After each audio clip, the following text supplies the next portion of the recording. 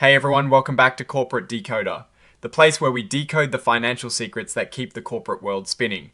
And today we have a filing that hints at some big shifts for one particular company. This report we're digging into is from Southland Holdings Inc., and it dropped on the 17th of December 2025.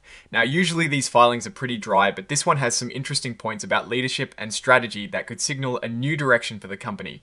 We're not here to read you the whole report though, we're here to find the story within the numbers and the decisions being made. And before we dive in, if you find value in breaking down these complex financial documents into plain English, make sure you hit that subscribe button. We also have a Discord community linked in the description where we chat about all things corporate finance, so come join the conversation. So what's the big news here? Well, as of the 17th of December 2025, Southland Holdings Inc. has brought in a new Chief Transformation Officer or CTO. This isn't just a new title. This person, Nick Campbell, is being brought in from a company called Meru LC. And their job is pretty clear. They are tasked with looking at the company's finances and operations to find ways to make things better and create more value for everyone invested in the company. Think of them as a strategic consultant brought in to shake things up and find new opportunities. This CTO will be advising on some pretty heavy stuff like selling off assets that aren't core to the business, looking at executive pay, and basically exploring all sorts of financial and strategic options. They'll also be helping with managing the company's cash, which is always a big deal. Now, here is an interesting detail about this appointment. Nick Campbell himself won't be getting paid directly by Southland Holdings Inc. Instead, Southland will be paying his company Meru LLC an hourly rate plus a bonus, based on performance. This sort of arrangement is common when companies want to tap into specialized expertise without adding to their direct payroll immediately. It also means Meru's success is directly tied to Southland's improvement, which can be a powerful motivator. Nick Campbell himself has a background in helping companies fix operational, organizational, and financial issues.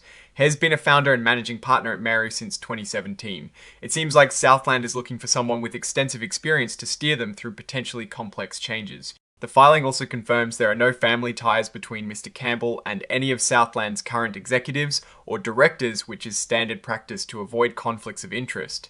And it looks like this is the only significant business relationship between Mr. Campbell or Meru and Southland Holdings Inc. at this time. Now, while this filing doesn't have detailed financial tables showing revenue or profit figures, it does give us an update on the company's registered securities. We see their common stock with a par value of just a tiny fraction of a cent and their redeemable warrants, which give holders the right to buy shares at a specific price. These warrants are exercisable for shares at $11.5 each.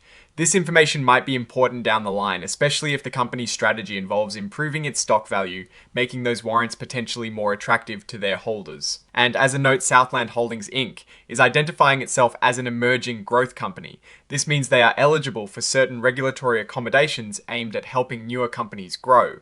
They also indicated they are not opting out of the extended transition period for new accounting standards, which suggests they are comfortable with the current accounting rules for now. So what does this all mean? The appointment of a Chief Transformation Officer from an external firm like Meru strongly suggests that Southland Holdings Inc. is facing some significant challenges or sees major opportunities for improvement. This isn't just a routine executive hire. It signals a deliberate effort to reassess and potentially overhaul the company's operations and financial strategy. The company is likely looking for ways to boost profitability, streamline operations, or perhaps position itself for a sale or merger. The success of this initiative will depend heavily on Mr. Campbell's ability to identify and implement effective strategies, and on his company Meru's expertise in driving change. The fact that they are bringing in an external expert rather than promoting from within can be seen as a sign that the current strategies may not be yielding the desired results, or that a fresh perspective is urgently needed.